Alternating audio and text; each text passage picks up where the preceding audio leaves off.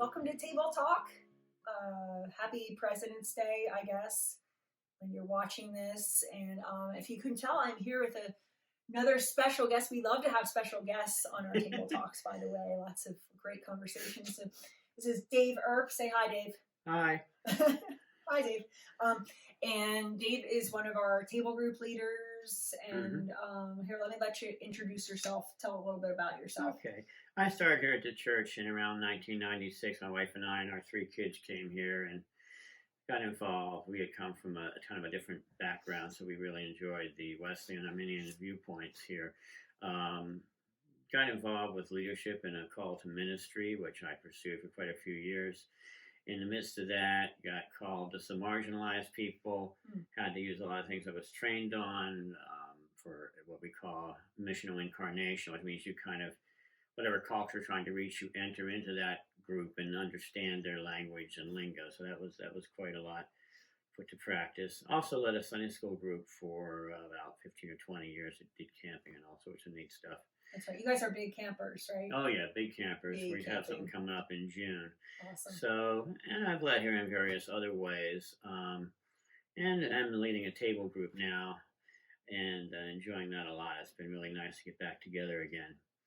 So, I have three children. They're all adults now. I have two grandchildren. So, great. No, I love it. Most of it. Yeah. Well, thanks, Dave. Thanks for joining us. And, for taking me up on my, we had a table group meeting. I was like, well, one of y'all are going to be part of my table talk today. I had a 5-minute warning. You had 5 minutes. No, you had to listen to the message and everything. True. That helped. Yeah, so that helps. So, we're nearing the end of the series, the Start Dreaming Again.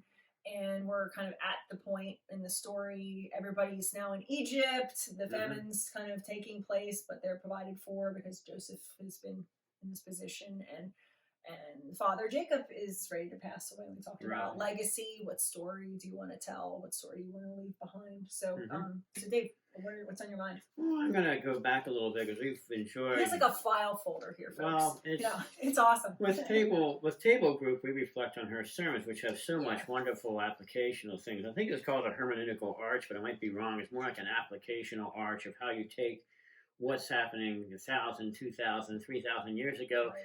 And have it make sense to us today and speak to us today. And I've had people in my class who said they really resonated with his story and it's really helped them. So there's a lot to look at. There's some special phrases I've enjoyed, especially on forgiveness. I thought this one caught it. In the shadow of my hurt, forgiveness feels like a gift to reward my enemy. In the shadow of the cross is merely a gift from one undeserving soul to another. And I think when it comes to forgiveness, which is a big part of the story, it does feel like a gift to the enemy. I never heard it worded that way, so I really like that wording because we think we have to hold this grudge against somebody, and we don't realize it's just holding us down, and we think we're going to gift them with something. Well, they may have forgotten about you by now and totally forgotten why you're their enemy, so it's just really you. And I think part of that, like, even just tying into, like, where Jacob was, and how Jacob had screwed up, and we talked about the grace that he had experienced. Because you think about like what Judah had done to him, lied to him, what he did to Joseph. Not only that, but then he lied and he kept the secret to his own father and stuff. And yet, just that power of forgiveness that allows you to move forward, and I think allowed Jacob to release that to God. There's a lot of neat forgiveness, and then we learned too that forgiveness is not always reconciliation. You can't always be reconciled with someone. They may not want to reconcile to you. But in this case, Joseph tested his brothers who had sold him to slavery and pretended he was dead for 20 years and found that their hearts had changed. The second he gave them any trouble at all, they didn't recognize who he was, they started saying, God is punishing us for what we did 20 years ago. So you can tell that guilt followed them for 20 years. And eventually, through what Joseph heard them say, he was able to embrace them, not just to forgive them, but to embrace them in a relationship. You could tell that they had changed.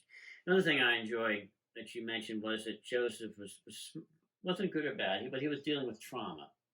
Trauma of lost family. And I hadn't heard it described that way, so I thought that was a good that helped me to think through some of my things. Well, this one thing was traumatic. That's why it took me a while or something on that. So that was powerful. Yeah, just the lifelong impacts. And then we move forward to how do you start over? And I think that was last week's sermon.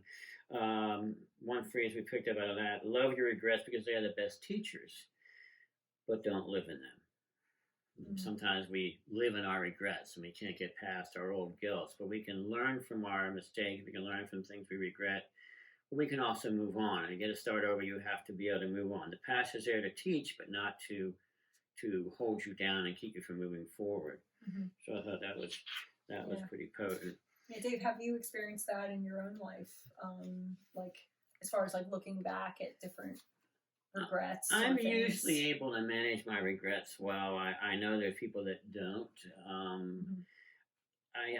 It'll take me down for a while. I'll come back up. I'm not haunted by other feelings that some people have, but because I'm not, I have to be more sensitive to those that are and try to understand their world and where they are. You learn things over the years as you talk to different people. In my groups, people talk a lot because I want to hear. And you hear things and you learn things all along the way. So we're all learning together. Yeah. Even though I'm facilitating, we're all learning. But that's a good point to notice that even if someone is in a different place than you, right? It's good to have empathy there and not just be dismissive and say, oh yeah, you just need to move on and you can't live there or whatever. But they might not be at that point. That's okay. Like, but walk with them. Well, that's a principle of our Nazarene theology: is we grow in grace every day. We grow in knowledge every day. We're not all of us at the same place. We have not all arrived as if there was one arrival point. We're all learning, and we have to be patient with one another depending on where we're at. Right. Yep.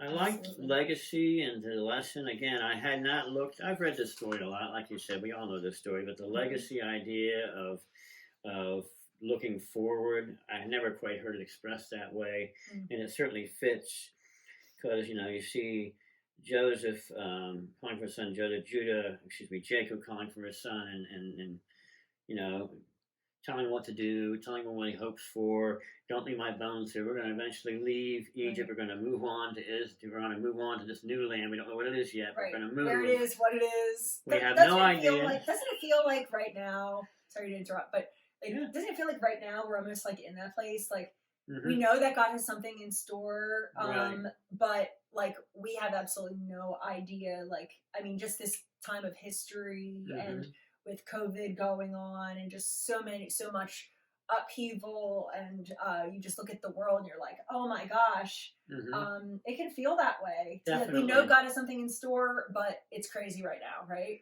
Yeah, and I think I talked to my wife about it too. It's like, okay, I'm moving forward again. COVID was a low point. We weren't meeting. It was hard. Moving forward now as a group that cares about one another, that can see and touch and hug carefully and such. And it's like, I don't know what's next. So some of the questions were, are you ready to take that next step? Well, I don't know what the next step is. I'm going to wait and see what it is. I don't know what is God forming and creating here. And I'm confident He's at work, always at work in our life. We just don't always see it. And that's what Joseph discovered. God was always at work. So it is exciting to see what is He going to do next with our church and what is He going to do next in our community, definitely. Well, and what's interesting, I think in Joseph's story, I think it's like two, maybe three times. I'd have to check again, but that's the only times that like God speaks or interacts. Right. And it's once with like God gives the dream, of course, but God doesn't actually like say anything. Right. And then there's the time with Jacob that God speaks the one time to affirm, hey, go to Egypt, and then He speaks again to affirm, to say, hey, this is what you need to pass on. But most of the time, it's like God's hidden. Well, that's kind of the way it is with all of us. I mean, there are significant moments in my life where God called me into a certain ministry. Back, I can still remember that with great excitement, but He was silent for a while. And there's a certain other time He'll show up again here or there. But oftentimes we're left to work out and figure out what God wants us to do. And I think that's important for expecting an absolute, which I would love, just tell me what to do. Right, like the road sign. Doesn't take that. But they had promises from from generations previous, and they relied on those promises to take them forward. Right. So and even though Jacob wound up not seeing it, I think that's important too, is that he still left Joseph with that, like I said, that I characterize as like the long game. Like God is still at work. God's still doing this. And even though Jacob never saw it, he still clung to it. Right. And he still passed it on. And I think a lot of times, like, I don't know, like about talking about myself, I'm like kind of cautious of sharing something with someone if like I haven't experienced it yet. But Jacob's doing the total opposite, where he's saying God has been faithful to me, but God still has this other part of this promise to fulfill, and yet he still does it knowing that he wouldn't live to see the fulfillment. So I think that's courage right there. That's a lot of courage. While you bring that up, it reminds me in our group, we talked a bit about the fact that getting to forgiveness, getting through trauma, getting through reconciliation, we read the scriptures like a Reader's Digest quick book. And this 20 years is not quick. And even if you're Simeon, 8 months in jail waiting for your brothers to come back is not fast. No, and family restoration after 2 decades is, and there's people that are having family difficulties and it's helpful to realize. Let me just say that, right? It's helpful to realize that there may be a different timetable. We said God's timetable is often not the one we would have chosen. And that's an important fact. And we need to see that. And we see that when we get into the scriptures and really look at the time frames, look at how long it took and the process we have that it takes to get there. It's fascinating, really. Yeah, it's a good, and I think it's a good reminder because we want to be the microwave, people, like hit the button, yes, God, okay, deliver that right here, deliver that, but that's where God's faithfulness continues, and our response is faithfulness. To remain faithful, even though things might not be turning out as I want, or it might not be on my timetable. Exactly. When I started into ministry, I thought I'm going to be in such and such a church, doing such and such a thing, kind of close-knit, inward bound. Well, God sends me to marginalized people, to talk to them, the people outside the church that, but are still in Christ, many of them. And it's like, okay, that was not what I expected, but I do love what he's doing. But you never know what God has in store for you. Yeah, and he might call you to a certain thing or have a picture in your mind, like, hey, this is an area of passion or whatever, but it might be fulfilled in a different way. Oh, yeah. And I think so that openness on our part, just as far as time goes, but I think is also like just talking about that story that God wants to write. There might be something like right in front of you that God needs you to step into that chapter, even though you have a different picture in your mind of what that is.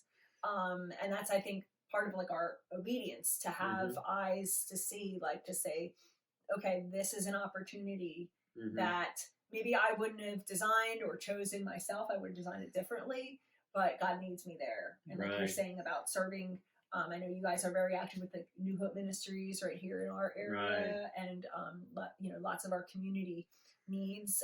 But what a specific calling that is different. It's different than doing what, like standing up in front and preaching a sermon every week and that kind of thing. I wasn't too comfortable with that idea either, but I can do it, comfortable. But it's. Well, ministry isn't just preaching. I think people have that idea. Right. Is that God's calling me to ministry, but I don't like to preach. Like, well, guess what? Ministry is, most of it is not like the preaching and teaching the 30-minute sermon on Sunday. Like that's only a part of it. And for most people doing ministry, like even if you're an unordained person, like you're doing ministry when you're ministering to your neighbor. Exactly. Or we're all ministers, one way or the other. Right. Or you're serving someone in need, or you're listening, or you're helping, or you're using your gifts to reach out to people. One other thing you said along this, the goals for table life. A church who really takes risks for Jesus, that we're not afraid to fail, might even celebrate failure, which is the whole different thing of feeling shame. We can learn from our failure and move forward, and that's a big thing. I can see that in your leadership. We can learn from this, and we can move forward, and because we're not going to do everything right. Yeah, we're not. If we could do everything right, we wouldn't need to learn. We have to learn from our mistakes and learn to go forward. And I think it's been a really neat start with you starting here back in June, July, and it's been. Time flies, man. Time really does fly. It does. It's real. I'm looking forward to it. I'm really looking forward to. And I was doubtful. I'll be honest. I was a little less hopeful and more doubtful, and now I'm not. It's just very much hope that things are really going to progress and move. Oh, that's good to hear, Dave. Yeah. Sweet. No, awesome. Well, thanks, Dave. Thanks for joining us today. And if you weren't able to listen to the message, you can just visit YouTube or Facebook. We have it posted there.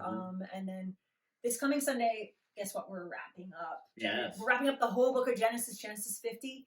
and we're telling the end of the story. Well, which it really isn't the end because you got a lot of the Bible left. You got Exodus next, but anyway. We're not doing Exodus, but okay. But anyway, join us Sunday at 11. We're going to wrap up the series, and then the following week we'll start our Lent series, which will be exciting. And table groups, sign up. Table groups. Yep. If you haven't and you're local, we'd love you to sign up. If you're not local, we could probably figure out a way to like Zoom you in or do something too. So Ash Wednesday too, March 2nd. Yep. So, it'll be here very, very soon. Very fast. Yeah. Good. Thanks, Dave. You're welcome. Thanks for being here. And I hope you have a great week ahead. We'll see you then. Have a good week.